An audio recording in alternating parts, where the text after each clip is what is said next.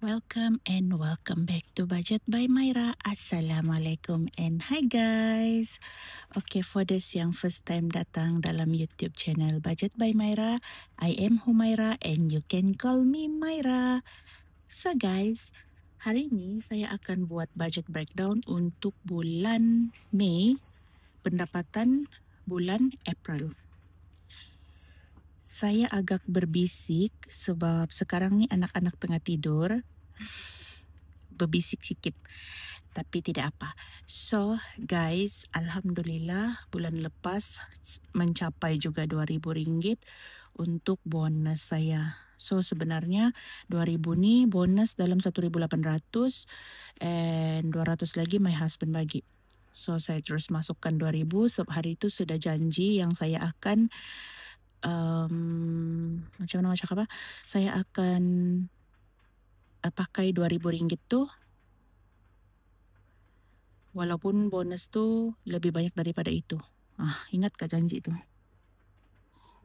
Okay. Kejap saya mau tengok kamera. Okay ke tidak? Okay. Alhamdulillah sekarang ni kandungan saya masuk 6 bulan setengah and I'm very tired. Rasa semput sebab setiap hari saya buat live sekarang.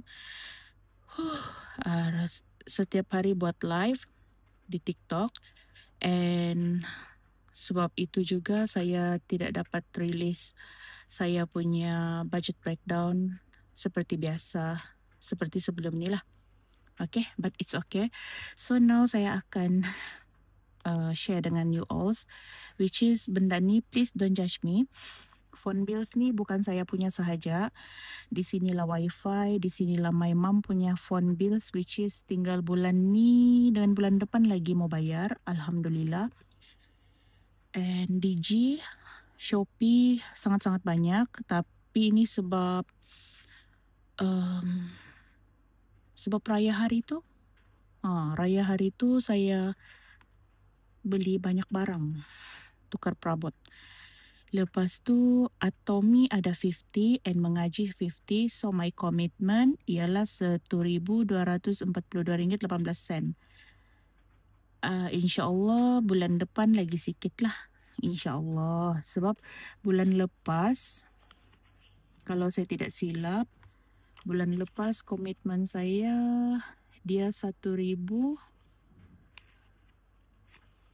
Bulan lepas 1,400. So turun 200 sudah.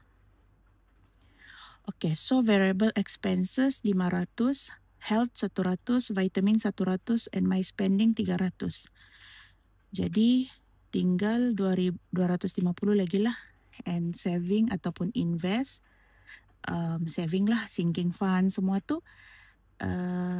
Hari raya 35, birthday 35, dental 50, saving TNG 50. So saving TNG ni adalah khas untuk saya punya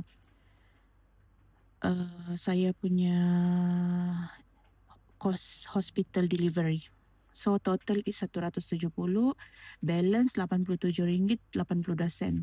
And extra saya bayar zakat 35, sedekah 31 and TNG masukkan ke dalam saving RM21.82. So total RM87.82 and remaining is kosong. So ini adalah sistem zero based budget. Okay. Jadi that's all for today, this week. InsyaAllah doakan semoga saya sehat selalu. Actually saya sehat je, cuma rasa semput kah? Rasa tidak selesa lah bila duduk. Either saya kena berdiri ataupun saya kena limpang baring.